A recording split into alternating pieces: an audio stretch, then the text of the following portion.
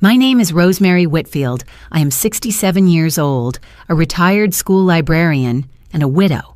For decades, I gave my life to my family, believing that love and sacrifice would hold us together.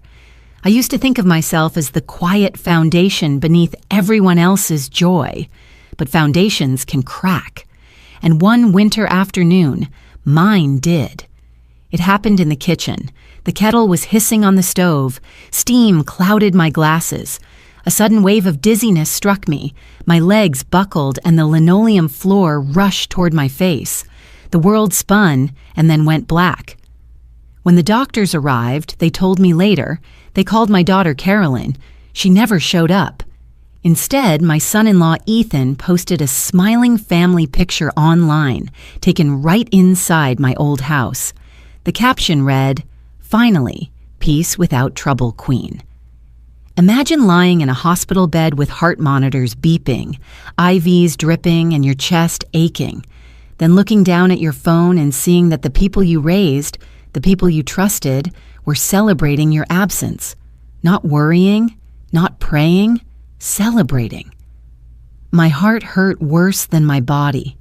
In that moment, I understood the cruel truth. I was not a mother or grandmother to them anymore. I was an inconvenience erased. When I collapsed at home, doctors called my daughter. She never showed up. Instead, my son-in-law mocked me online, saying, "Finally, peace without trouble, Queen." So I picked up the phone and sold the house they believed was theirs. Who looks foolish now? I stared at that cruel post for a long time. The smiling faces around my dining table, the chairs Robert and I bought together, the laughter of my granddaughter Maya captured mid-frame, my eyes fixed on the words, "Peace, trouble, Queen." As if my very existence was noise, as if I were nothing but clutter to be cleared away. In that moment, something inside me shifted. The woman they thought was weak and fading away was still here, still breathing, and she was done being erased. Lying in the hospital bed, I whispered to myself, almost too quietly to hear, "If I am their trouble queen, then let me cause real trouble, once and for all." When I was discharged, I refused to wait for anyone to pick me up. I signed my papers, walked out with my handbag pressed to my chest, and called a cab. On the ride back to my small apartment, the city lights flickered through the window, each glow a reminder that life could still change course. My phone felt heavy in my lap. For years, I had avoided confrontation. For years, I swallowed insults disguised as jokes. For years, I allowed myself to believe that patience would win me love. But now, love had been replaced with public humiliation. Patience had become permission. I unlocked the phone, scrolled to a number I had not dialed in years, and pressed call. The line clicked, and a familiar voice answered, "This is Helen Brooks." She sounded exactly as I remembered, sharp, efficient, unafraid. "Helen," I said, steady though my hands trembled, "this is Rosemary Whitfield. I want to sell the house on Cedar Street. Right now." There was a pause. Then Helen, who had seen me fight for library budgets, who had stood beside me during PTA fundraising wars, gave a little laugh. Well, I was wondering when you'd call." Her words filled the silence of the taxi like a secret pact. At last, I had spoken aloud the decision that would change everything. "So let me ask you, if you were me, lying in that hospital bed, watching your family rejoice over your absence, what would you have done? Would you have stayed silent, waiting for scraps of kindness? Or would you have picked up the phone as I did, determined to take back what was rightfully yours? Before I go on, I want to thank you for being here, listening to my story. These stories matter because too many of us have been quietly erased by the very people we once held close. If you've ever felt invisible in your own family, I invite you to stay with me until the end. And if my story speaks to you, consider joining this community. Subscribe, share your thoughts, let others know they are not alone. Because this is only the beginning. The real question is, would I truly sell the house my daughter believed was hers, the home filled with decades of memories? Or was this just the whisper of a broken heart seeking revenge? You will soon find out. When I think back to how it all began, I realize the unraveling of my life did not start in a hospital or with an online insult. It began 5 years ago, in the soft silence after Robert's funeral. My husband of 41 years had been my partner in every sense. Steady, kind, a man who believed laughter could carry us through anything. When he died, the house on Cedar Street, with its wide porch and creaking staircase, became unbearably quiet. I would walk through the rooms at night, touching the bookshelves he built, the chair where he read his newspaper, the corner where his guitar leaned against the wall. The echoes were heavy, and grief was a constant guest. Caroline noticed my loneliness, or at least she claimed she did. One evening, she arrived with Ethan and little Maya. They brought dinner in takeout boxes and sat with me on the porch. Caroline slipped her hand into mine. "Mom," she said, "you shouldn't be here all alone. It's not healthy." Ethan nodded solemnly. "A big house like this is too much for you to manage. Why not let us move in just for a while? We can help with the bills, keep you company, and Maya would love to grow up here." Maya, only 6 at the time, danced across the lawn chasing fireflies. Her laughter cut through my grief like sunlight after rain. When she called out, "Grandma, come see!" my heart swelled. In that moment, the offer seemed like a blessing. I told myself Robert would have wanted me surrounded by family, not silence. I agreed. At first, it was wonderful. Mornings began with Maya climbing into my bed, her small hands tugging at my sleeve. "Wake up, Grandma, pancakes!" Caroline cooked, Ethan mowed the lawn, and for a brief season, the house felt alive again. We ate dinners together at the long oak table, the same one where Robert once carved the Sunday roast. For a time, I believed my loneliness had been cured, but slowly things shifted. Subtly, at first. Caroline suggested I take the smaller bedroom upstairs so Maya could have the master suite. "She needs the space, Mom," she explained. "It will make her feel stable." I wanted stability for Maya, so I moved. Soon after, Caroline replaced the curtains Robert and I had chosen with ones she preferred. She painted over the wallpaper we had picked out in the 80s. "It's too dated," she said, laughing. I smiled along, but inside I felt something precious being erased. Months passed, and I began to notice my belongings disappearing. A lamp here, a quilt there. Caroline explained they were in storage. Ethan said he donated a few things I didn't really need. My voice grew quieter each time I tried to protest. Eventually, Caroline suggested it would be easier if I rented a small apartment nearby. "Just temporary, Mom," she promised. "Until we save enough for our own house, we'll take care of Cedar Street and you can rest." I told myself it was only for a year. I told myself they needed it more than I did. I told myself family sacrifice was what love looked like. So I packed my clothes, my teacups, and a few photo albums. I left behind Robert's guitar, the bookshelves he built, the rooms where we dreamed our life together. I moved into a cramped one-bedroom across town. At night, I could almost hear the echo of their laughter drifting from Cedar Street, though I was no longer part of it. The visits grew less frequent. I would call and sometimes get no answer. When I did stop by, the house looked less and less like mine. Ethan sat at the head of the dining table, Caroline beside him, and Maya running circles in the backyard. They looked like a family, and I felt like a guest. Once during dinner, Ethan joked, "Careful, Rosemary, don't break the plates, they're expensive." Everyone laughed. I laughed too, but the sting lingered. The final push came on a Sunday afternoon. Caroline walked me to the door of my apartment after a short visit. She glanced around at the peeling paint and the narrow hallway. "It's cozy," she said too brightly. "You'll be comfortable here." Then she kissed my cheek and left. I stood in that dim apartment, staring at the ceiling, and realized what had happened. I had given up my home for them. I had surrendered the rooms Robert and I built together. In return, I had been reduced to an afterthought, tucked away like an old photograph. I had believed their words, believed their promises of family and togetherness, but each step had moved me further into invisibility. Sitting here now, I can admit what I could not admit then. I thought they loved me. I thought they wanted me near. But in truth, they were slowly, carefully, making me disappear. I remember one evening standing in the small kitchen of my apartment boiling water for tea. The walls were stained from years of renters before me.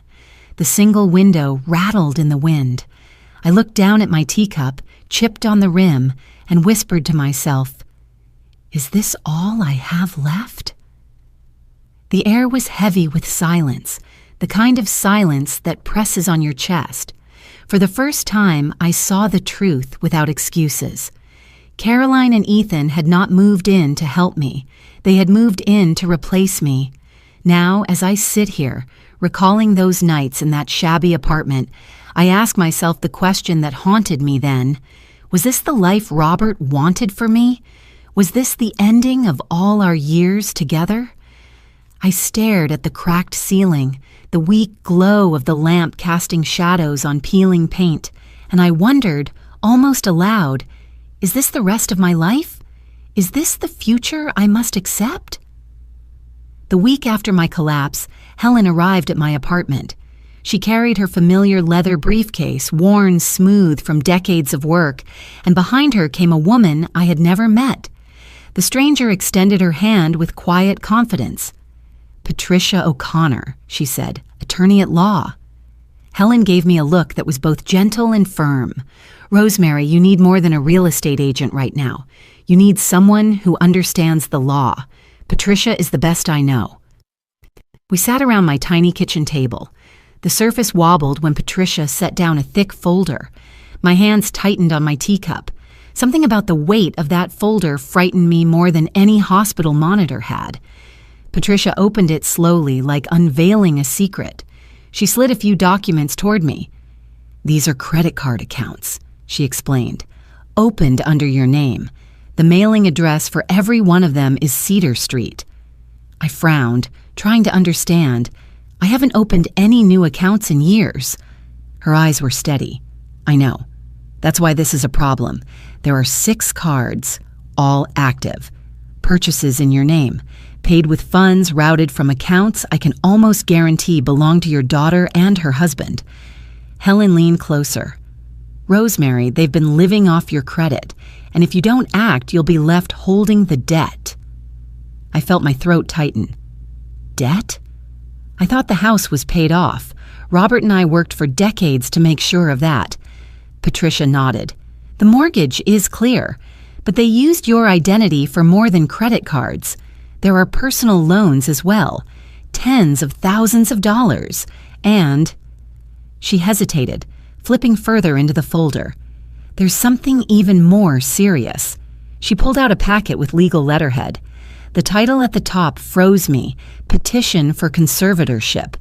I touched the page with trembling fingers. "What does this mean?" Patricia's voice was calm but carried the weight of urgency.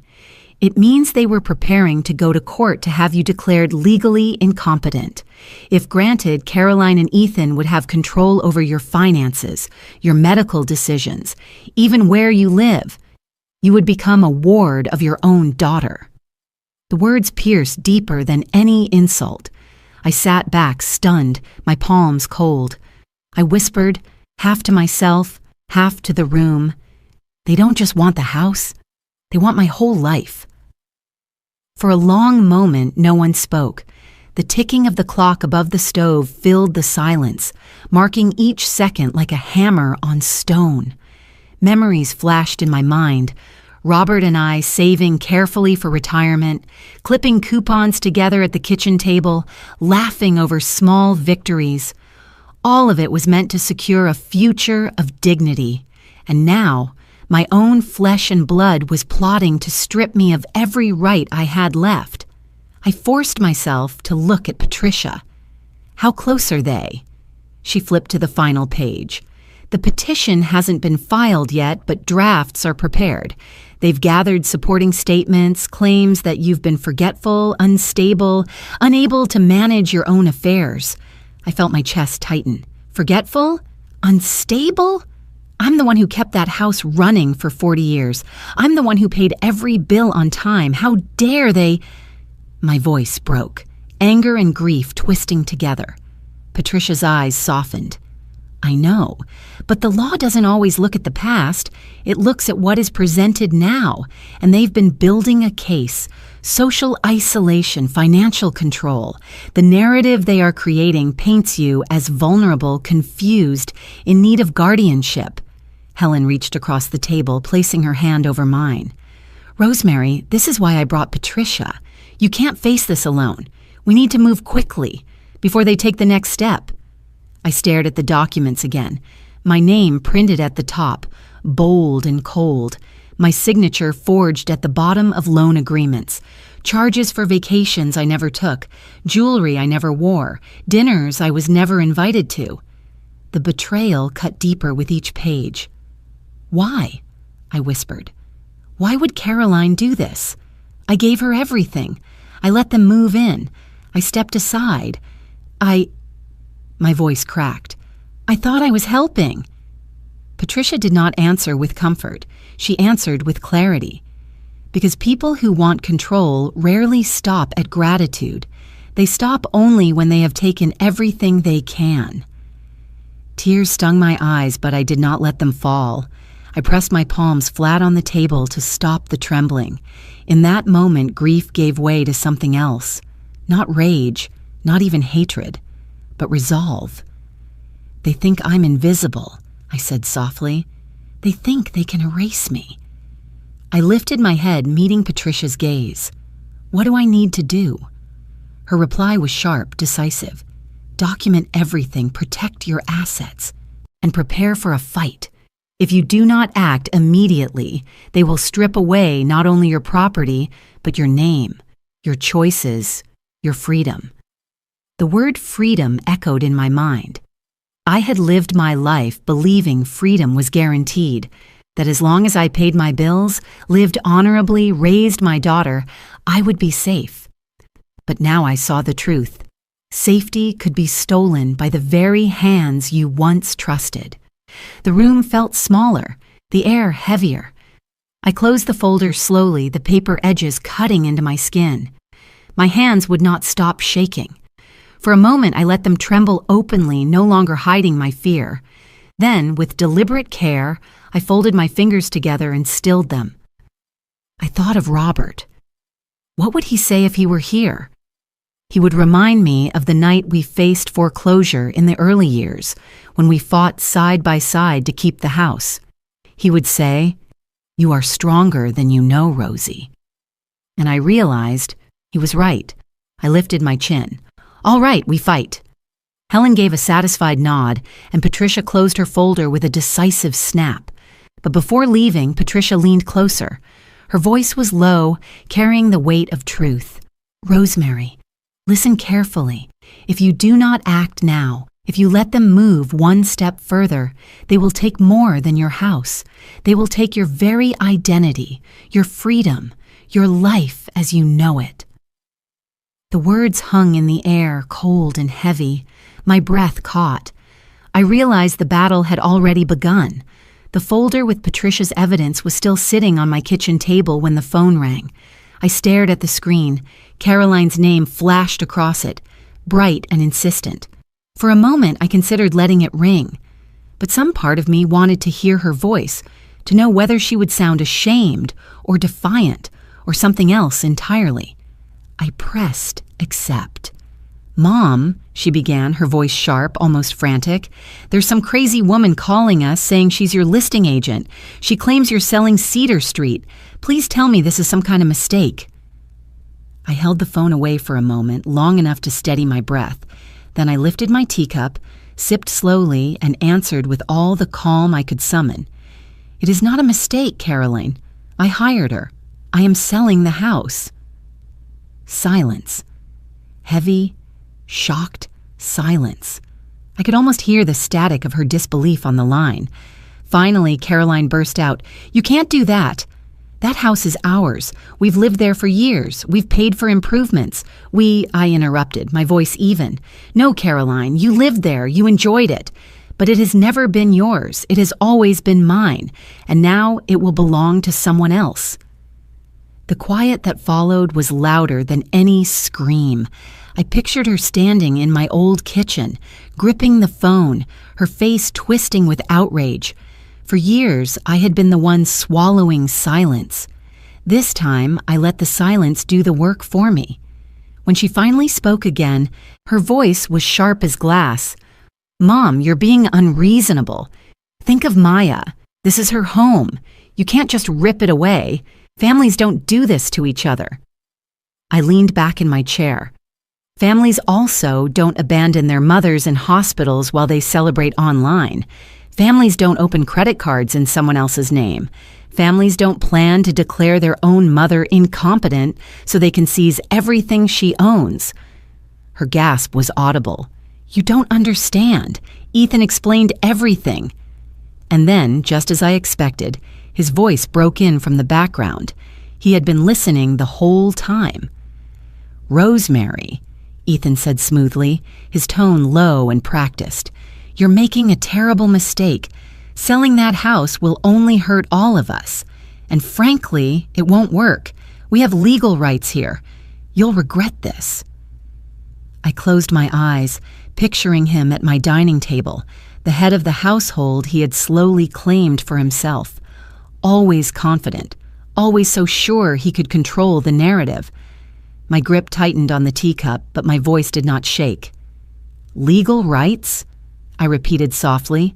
"You mean the forged loans? The conservatorship papers you drafted in secret?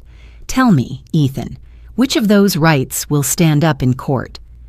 The line went quiet again. The silence this time was not shock. It was calculation. I could hear him thinking, searching for the right tactic, the right lie. At last his voice returned, colder now. "You're old, Rosemary. You're confused. No judge will believe you. All anyone has to do is look at the way you've been living, alone in that sad little apartment. You think this makes you strong, but it just proves you need guidance. And when this is over, when the law is on our side, you'll be the one begging us for help." I let his words hang in the air. For years, I might have flinched, cried, begged them to reconsider. But not now, not after Patricia's folder, not after that social media post that stripped me of dignity while I lay in a hospital bed. I drew in a breath, slow and steady. "Ethan," I said, "you mistake silence for weakness. You mistake patience for confusion. But I see you now, I see both of you, and I will not disappear quietly." Caroline's voice returned, shrill with panic. "Mom, listen to yourself. You're destroying this family, all because of a misunderstanding. Just stop this now before it's too late." I set my teacup gently on the table. The sound of porcelain against wood was small, but in that moment it felt like a gavel striking. "No, Caroline, I am not destroying this family. You already did that when you chose greed over love." The line fell silent once more. I could hear the faint sound of Maya's laughter in the background, unaware of the storm raging around her. For her sake, I almost softened. Almost. But then I remembered the petition, the forged signatures, the photo caption mocking my very existence. My voice lowered, deliberate and final. "You believe you can frighten me with threats of law. But I have seen the evidence, and I am prepared to fight. If you think you can take my name, my freedom, my life, then by all means, try." For several seconds, there was nothing but static. Then Ethan spoke, his words a hiss.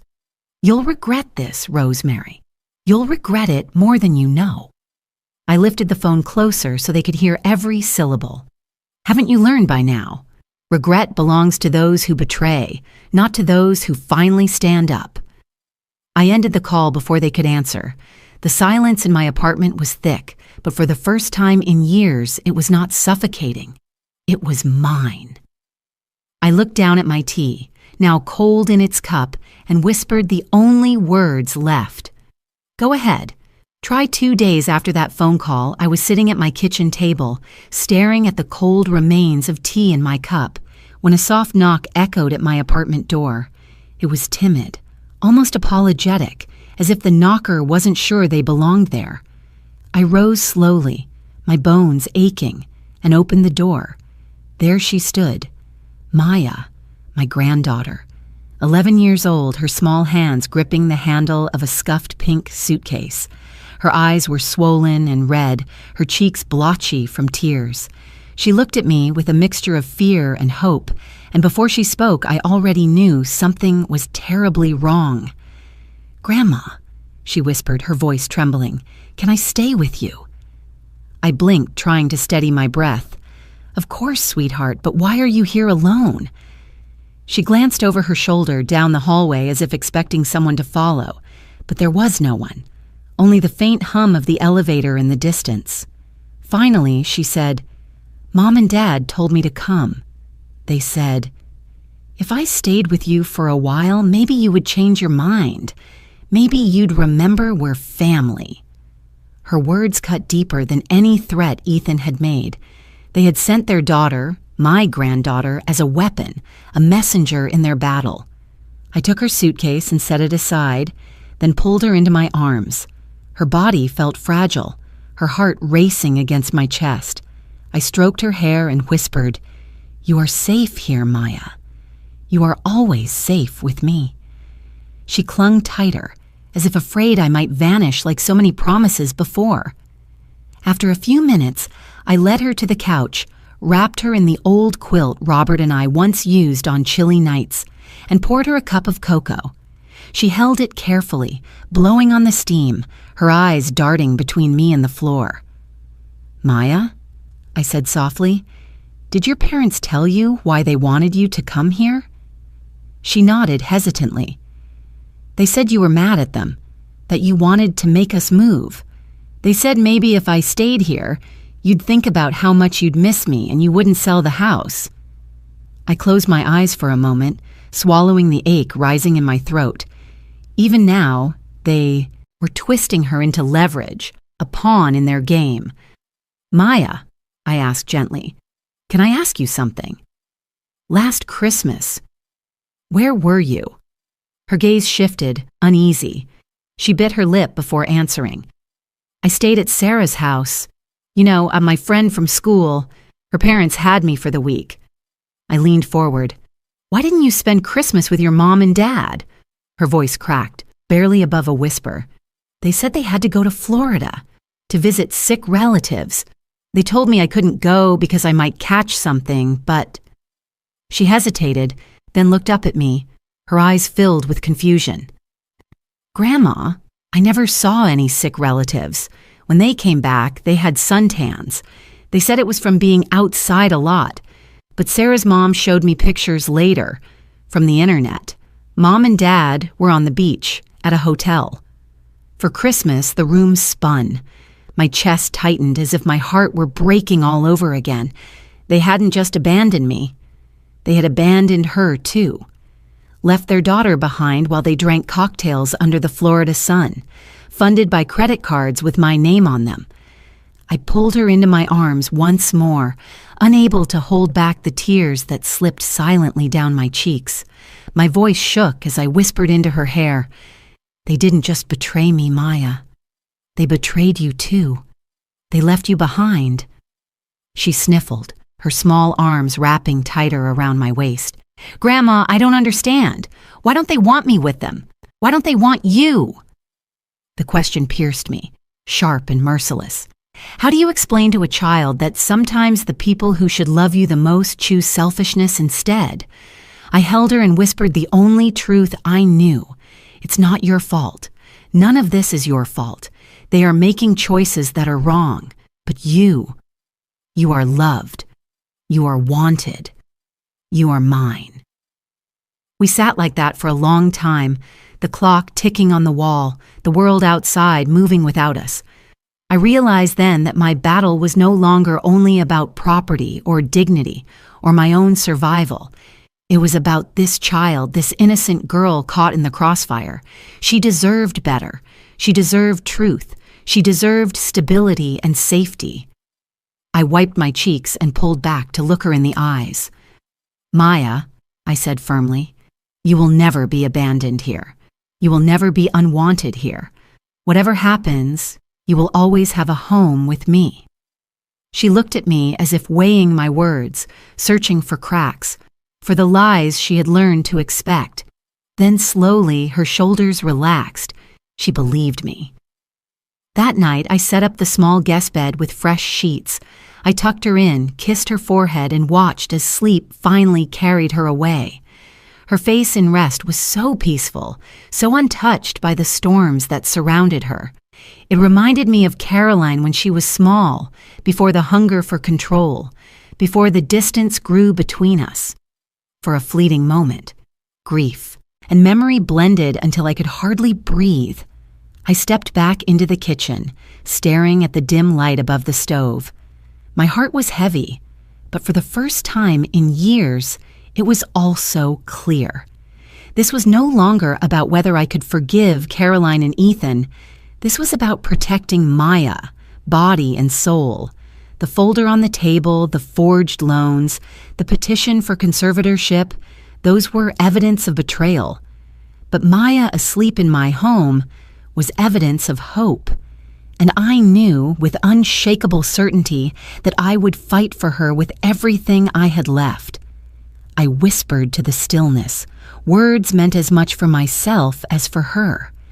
"You will never have to fear losing a home again, my darling. Not while I'm alive." The next morning, Patricia returned. Helen came with her, carrying a fresh folder, thicker than the last one.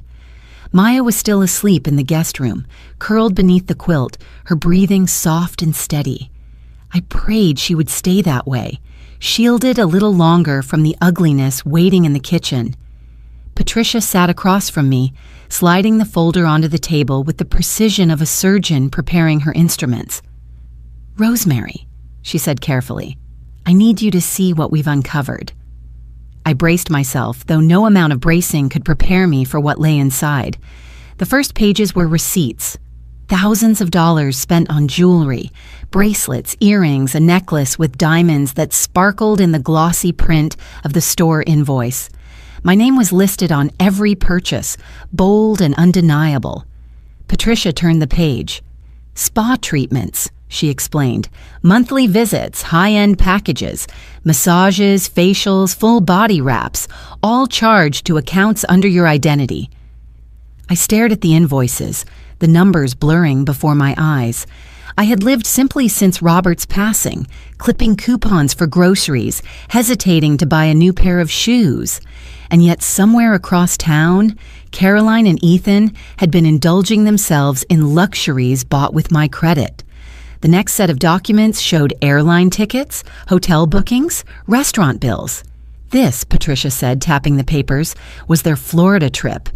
December over Christmas week, all-inclusive resort, $8,000 total, billed directly to a card in your name. My chest tightened, the room spinning for a moment. Maya's words from the night before echoed painfully in my mind. Suntans, beaches, the lies about sick relatives. I felt my throat burn. "They left her behind," I whispered. "They left their own child behind and paid for their holiday with my name." Patricia's face was grave. "Yes, and there is more." She turned to the final section of the folder. Printed emails, highlighted lines. I scanned them quickly, but one subject line froze me. Evidence of mental decline. My hand trembled as I read Ethan's words to another attorney. "We are collecting examples of Rosemary's confusion. She forgets dates, repeats questions, and seems incapable of handling her finances. We can document these patterns to strengthen the petition. Attached notes described moments twisted out of context, times I had asked for reminders, times I had repeated a story out of nostalgia. To Ethan, they became proof. To me, they were fragments of ordinary aging, nothing more. My voice broke as I whispered, "Even my sanity. They want to bury that too." Patricia leaned forward, her expression fierce. "Yes, they are trying to build a false narrative. That is how conservatorship cases are won, by convincing a court the person is incapable of self-care. They are preparing to strip you not just of property, but of identity." I pressed my hands flat against the table, trying to stop the trembling that had spread through my whole body. I had faced grief, loneliness, even humiliation. But this was different. This was erasure. They were not content with taking my home or my money. They wanted to erase me from my own story, rewrite me as a fragile shadow in need of rescue. The anger rose slowly, steady as a tide. I thought of Robert again, how he trusted me to manage our affairs, how he once said, "Rosie, you're the strongest woman I know." I thought of Maya, asleep in the next room, depending on me to be the shield her parents refused to be. I straightened my back. My voice was low but certain. If they think they can silence me with lies, they are wrong. Helen reached over, her hand warm on mine. "That's the Rosemary I remember."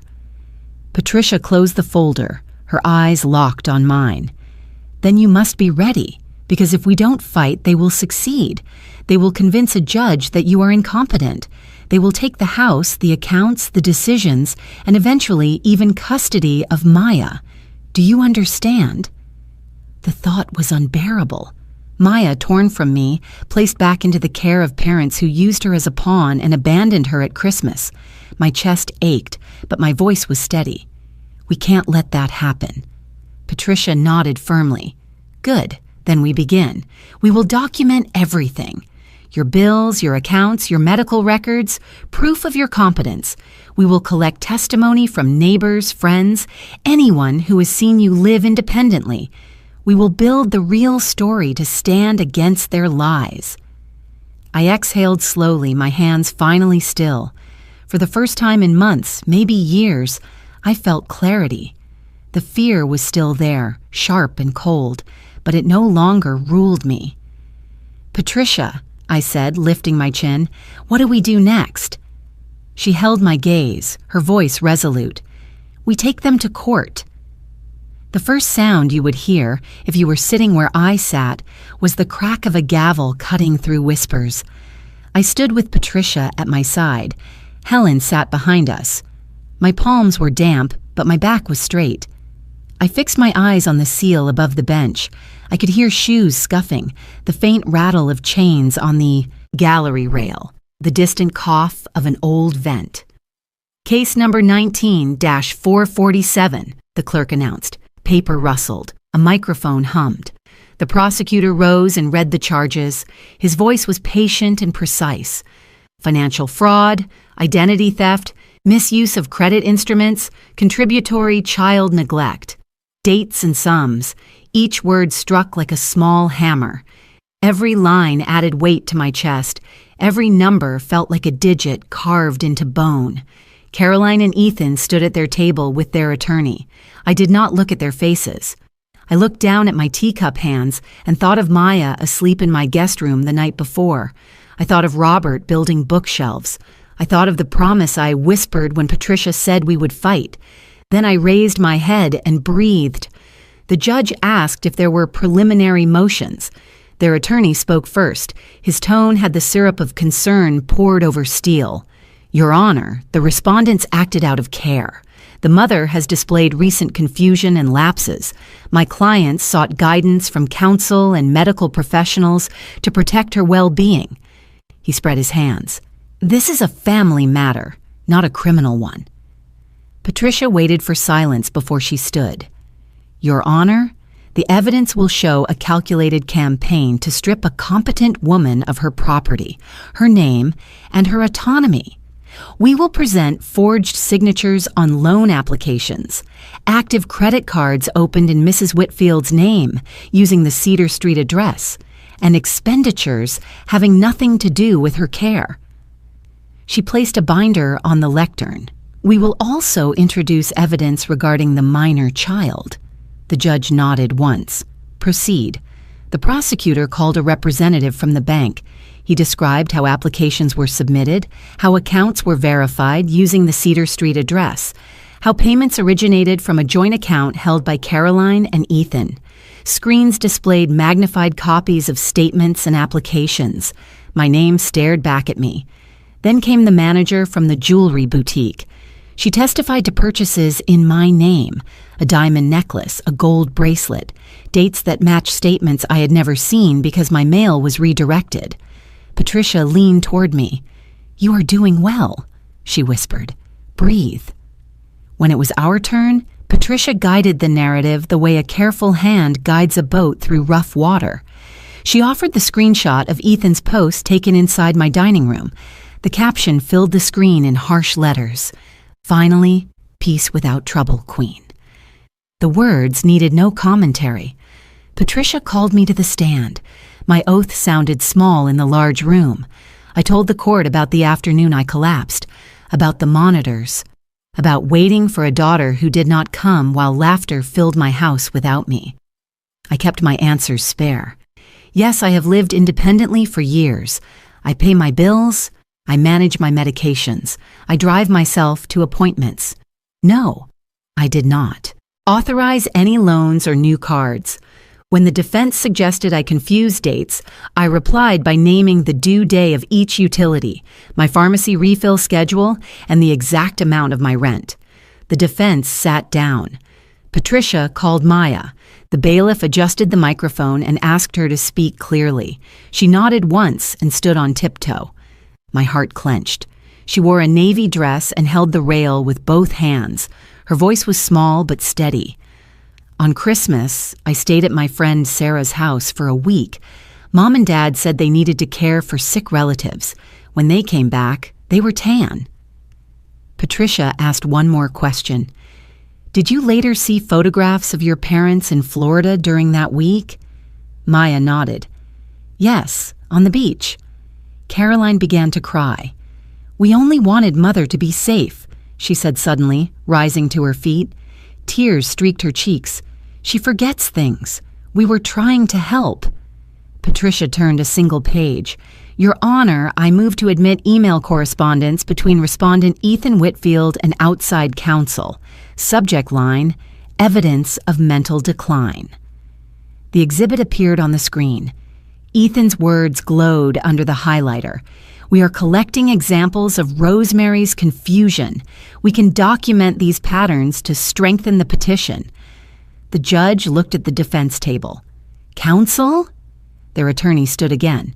"Your Honor, families often consider guardianship when a loved one shows signs of decline. Any correspondence reflects concern, not malice." Patricia's voice was mild.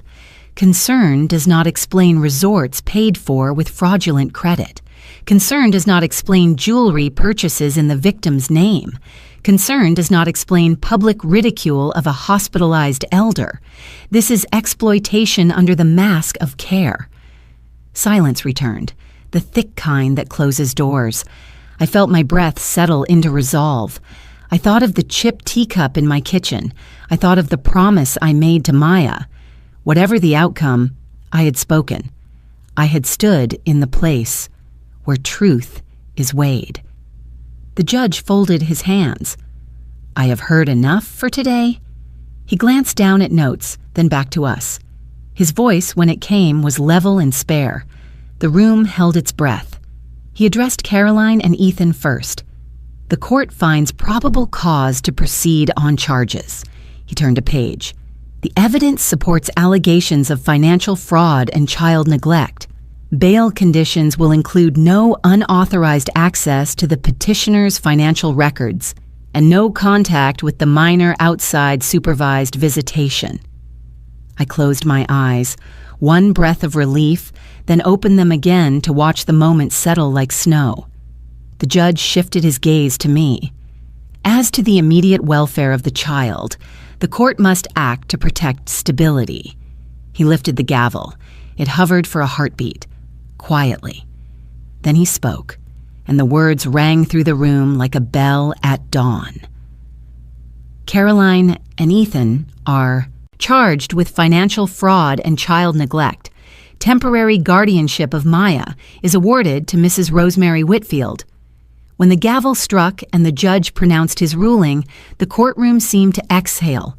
Papers rustled, footsteps echoed, and voices murmured around me.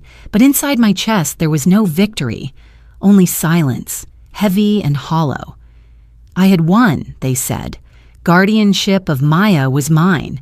Caroline and Ethan were facing charges. But as the words settled, what filled me was not triumph. It was grief. This was my daughter. The baby I once carried on my hip. The child I soothed to sleep with lullabies when thunderstorms rattled the windows. I remembered her small body curled against me, her hair damp with summer sweat, her little voice whispering, "Sing again, Mama." And I did, over and over, until she drifted into dreams. Now that same daughter sat across from me in court, accused of stealing, of neglecting her own child, of mocking me in public. And I, her mother, was fighting her for custody of my granddaughter. The ache of it was almost unbearable. As the bailiff guided Maya toward me, I felt torn between two lives. In one, I was still Caroline's mother, desperate to shield her, desperate to see her turn back from this ruin. In the other, I was Maya's protector, called to stand where Caroline would not, to hold the line she had abandoned. I thought of Robert, long gone. What would he say, seeing his daughter in chains of her own making? What would he feel, knowing his wife had to step into a role that should never have been hers, to raise a grandchild as her own, because her child could not be trusted? The moral weight pressed down. Was I betraying my duty as a mother by standing against Caroline, or was I fulfilling it by protecting the innocent she had left behind? The questions tore through me, sharp as glass. If I had been a better mother, would Caroline have chosen differently? Had I failed her somehow, in ways I could never repair? Each thought was a blade, cutting through the fragile skin of resolve. I looked at Caroline then. She was weeping, mascara smudged, her head bowed. For a moment, my heart lurched toward her. I wanted to run to her, to hold her as I once did, to tell her that no matter what she had done, she was still mine, that some part of me would always love her. But then I remembered Maya's voice the night she arrived at my door. "Why don't they want me, Grandma?" That question had no answer. It had only consequences. I realized in that instant that love, without responsibility, becomes poison. Caroline's choices had already answered for her. She had chosen herself. She had chosen silence where a mother should speak. She had chosen comfort where a mother should sacrifice. And now I had to choose too, between holding on to the daughter who betrayed me or protecting the granddaughter who still believed in me. My hands trembled as I reached for Maya's. She looked up at me with wide eyes, searching, uncertain, afraid. She needed to know where she belonged. She needed to know someone had chosen her without condition, without betrayal. I squeezed her hand, and in that moment clarity rose through the grief.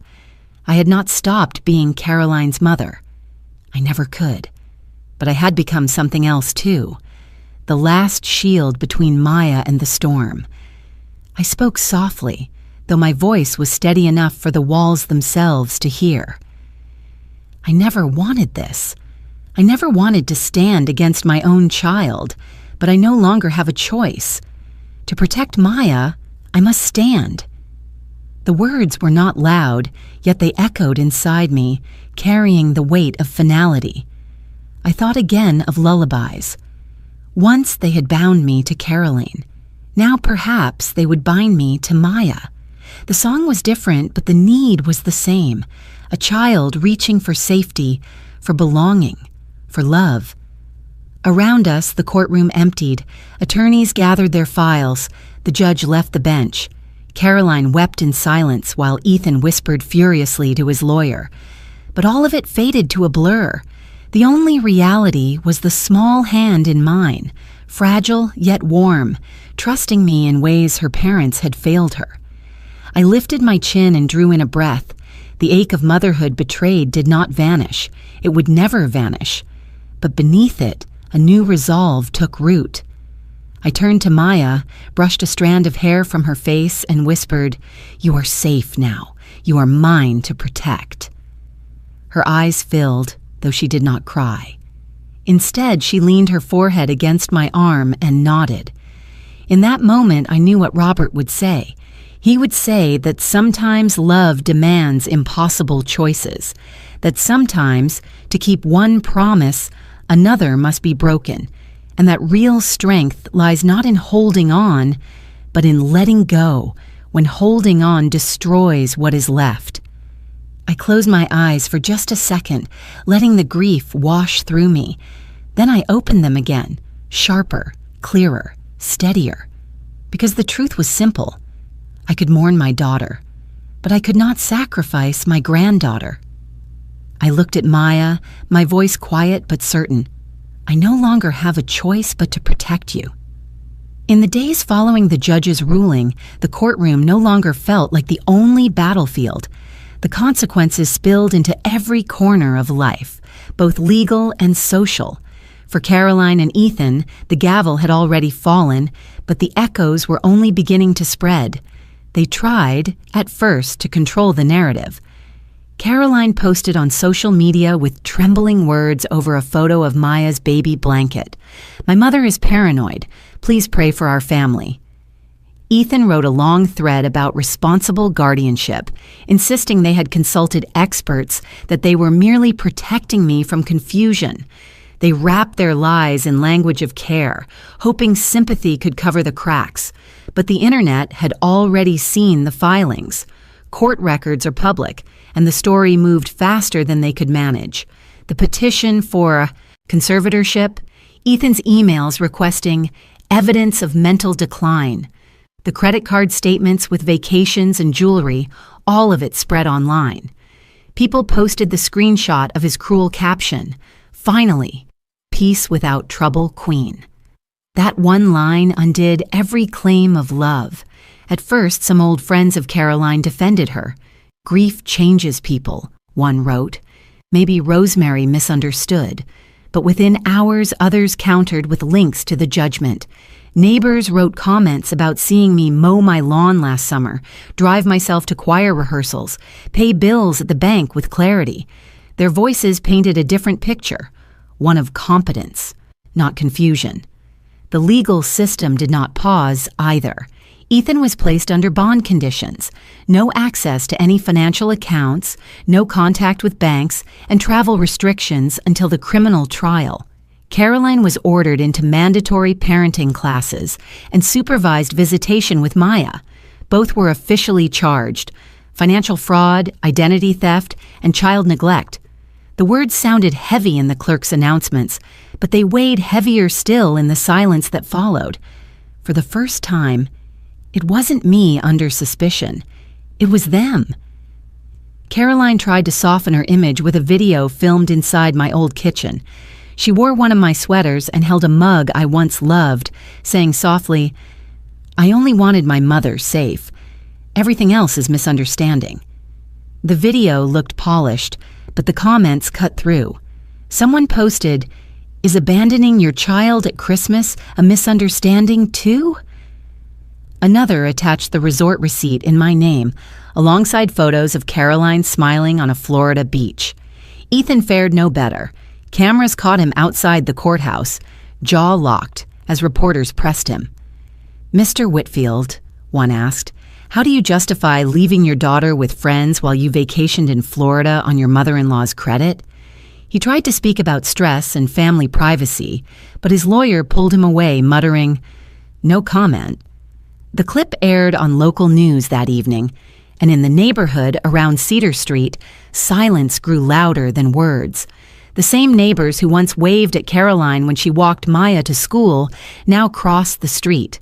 The grocery store cashier who used to ask about their family rang up their items with curt efficiency, avoiding eye contact. Even relatives who once doubted me stopped calling them. One cousin sent me 3 words that meant more than an essay. I was wrong. The house itself was no longer theirs to claim. Helen finalized the sale, handing keys to a young couple with twin toddlers. A neighborhood blog posted, "New family starts on Cedar Street." I stared at the photo of the porch, both saddened and relieved. That chapter was closed, and no performance online could reopen it. Still, the most striking image burned itself into memory the following week. Patricia and I were waiting outside the courthouse for a procedural hearing when Ethan walked out with his attorney. His suit was neat, his face cold, but no one moved toward him. Cameras were present, but smaller in number now. A reporter who had once taken his words at face value kept her eyes on her notes. A deputy turned his back. Even the pigeons on the railing seemed indifferent. Ethan scanned the plaza as if searching for allies. None came. He adjusted his tie, his jaw clenched harder, and he walked toward the curb where a car waited. Not a hand lifted in greeting. Not a neighbor called his name. For a man who had spent years projecting control, it was the first time I saw him truly alone. Caroline was no better off. I heard from Patricia that she had tried to attend a family gathering on her side, only to find the door coolly closed. "Until you face what you've done," her aunt told her, "you are not welcome here." Caroline wept on a phone call that leaked into my voicemail, insisting I had destroyed her life. But all I heard was the echo of her choices finally answering back. That night, Maya sat at my table scribbling homework. She looked up and asked, "Grandma, why does everyone believe you now?" I thought for a long moment, then said, "Because the truth, Maya, has patience." Lies run fast, but truth walks steady, and in the end, it always arrives. She nodded and wrote a star in the corner of her paper, the way children mark a task complete. I went to bed that night with a strange mix of sorrow and release. I had not wanted this outcome. I had wanted a family whole. But choices create consequences, and for the first time, Caroline and Ethan were standing in the shadow of their own. As I closed my eyes, one thought circled through me. Perhaps for years they painted me as the trouble queen, the burden, the obstacle. But now, stripped of pretense, standing in courts and in silence from neighbors, they had inherited the title they once gave me. For the first time, it was they who were seen as the trouble. When Helen handed me the envelope, her eyes carried both satisfaction and sorrow. $400,000, she said, sliding the check across my kitchen table. "Minus closing costs, it is yours, Rosemary." I held it carefully, as if the paper itself might shatter. $400,000. A sum large enough to promise stability, but also a sum that felt like a price placed on decades of memory. Helen's voice softened. "You don't have to go back if you don't want to. I can deliver the keys myself." But I shook my head. "Number, I need to see it. One last time." The next morning, I walked through the front door of Cedar Street with Helen beside me. Dust lingered in the air, faint sunlight spilling through curtains Caroline had chosen years earlier. The house was empty now, stripped of furniture, laughter, and betrayal. The walls echoed with nothing but the sound of my shoes on the hardwood.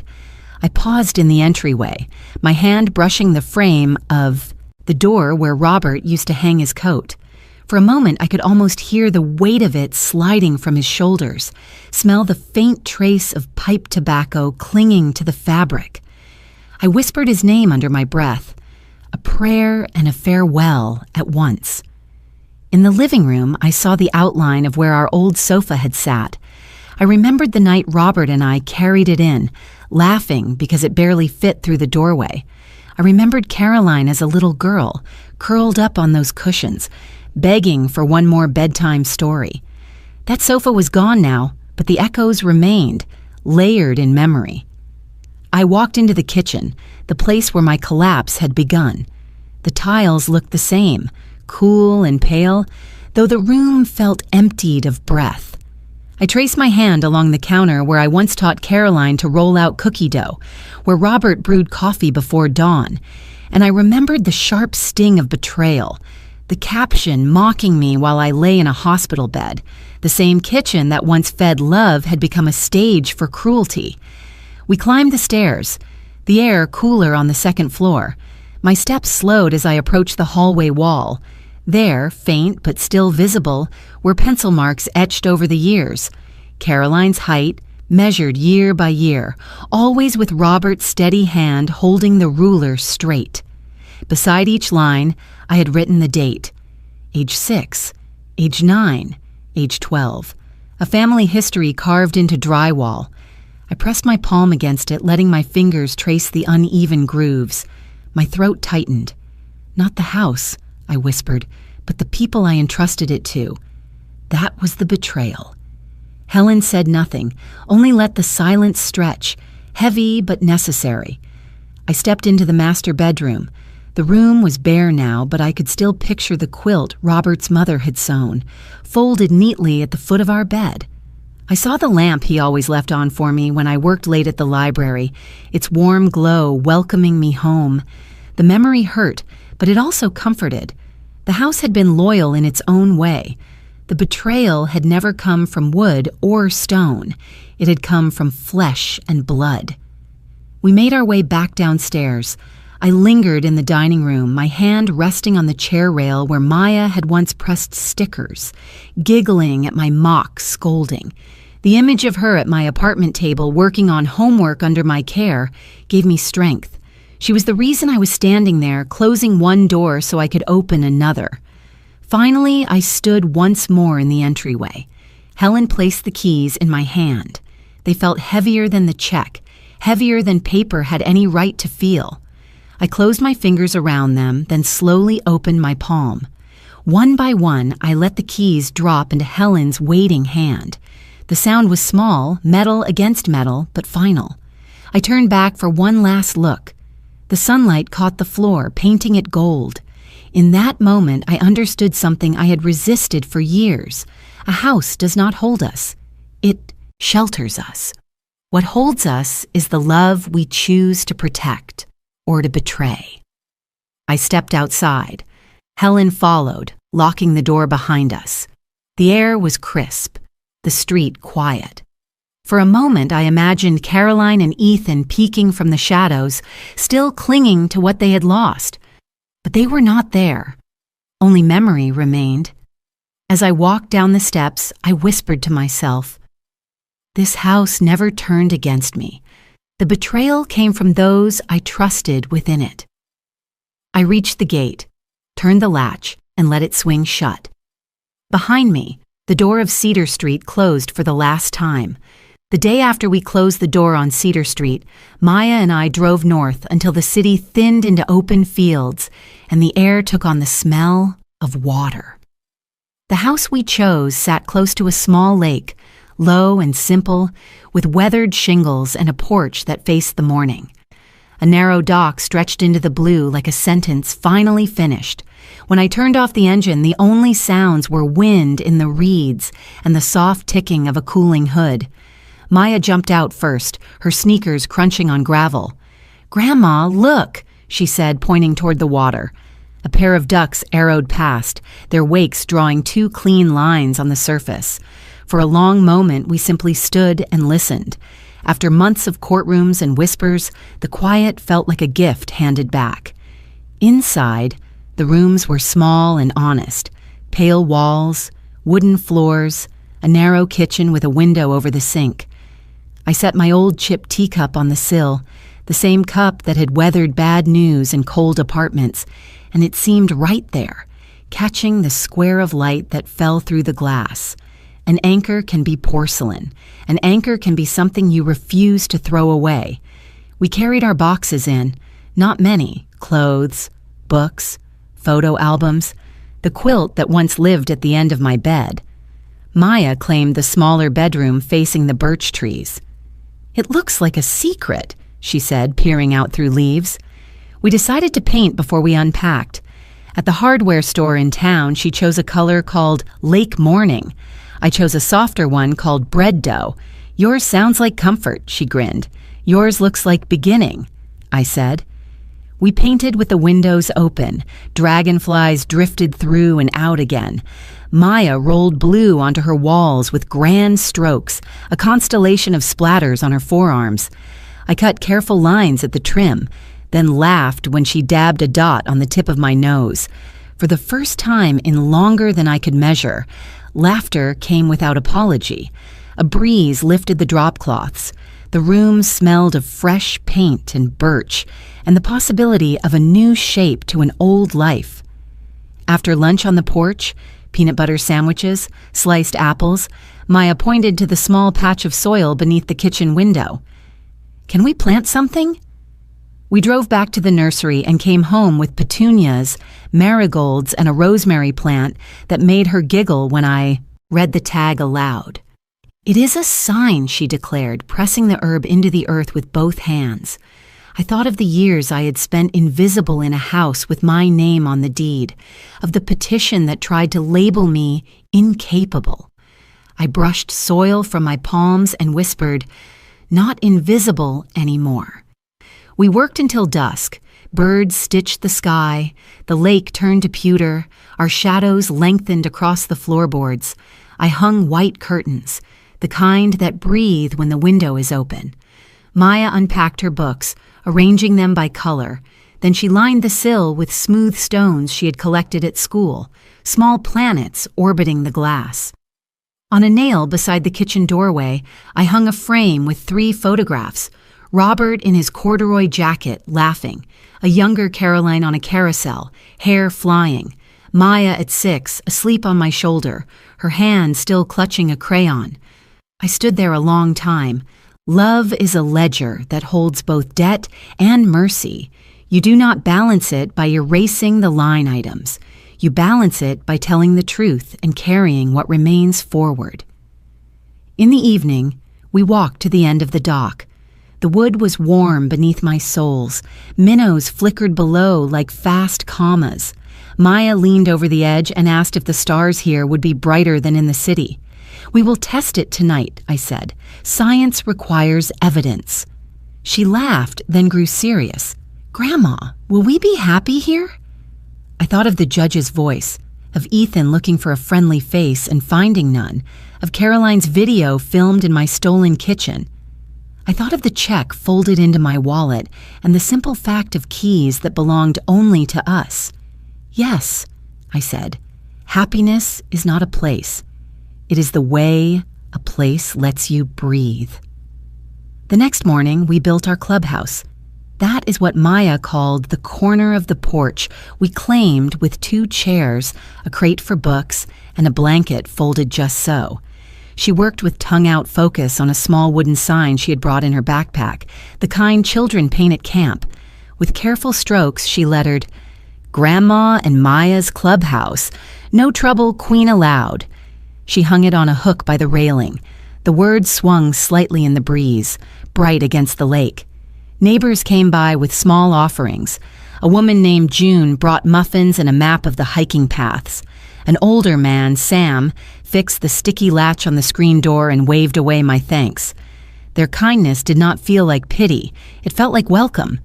Each visit stitched us a little tighter into the fabric of the street. At noon, we planted more. Basil in a tin pail, zinnias by the steps. Maya buried a note in a mason jar beneath the rosemary plant. "Insurance," she said. "If we forget who we are, we can dig up the reminder." I did not ask what she wrote. I understood that some promises grow best in the dark. Inside, the house continued to shape itself around us. In the living room, I placed Robert's guitar on a stand by the window. I could almost hear the soft thrum of strings when the evening wind came through. I set a small basket on the entry table for library cards and lake tags.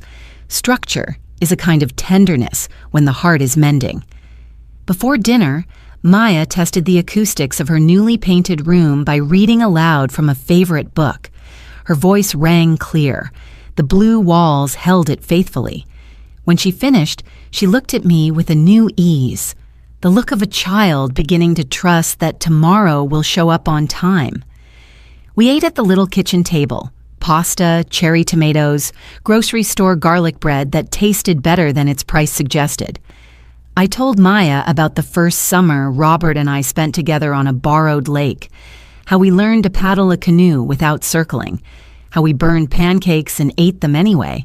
She asked for the story again while we washed dishes, so I told it slower, letting the water and the memory run. Night fell. The lake caught the moon. On the porch, beneath our new sign, we leaned back and counted stars. When Maya reached 10, she slipped her hand into mine and whispered, "This feels like a beginning." The words moved through me like a steadying hand on the back.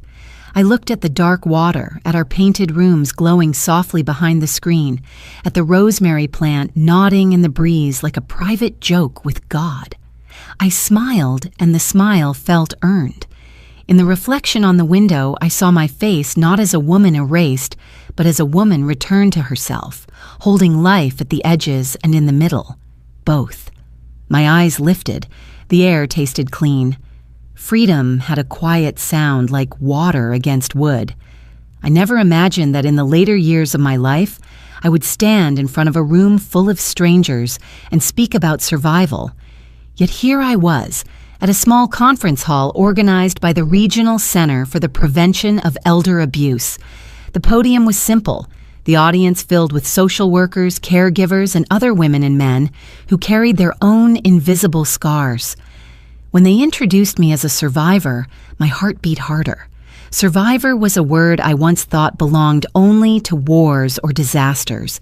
But maybe that is what betrayal inside your own family feels like. A private war, a disaster with no warning sirens. I placed my notes on the stand, though I did not look at them. Instead, I spoke from memory, from the ache that had shaped itself into clarity. "My name is Rosemary Whitfield," I began.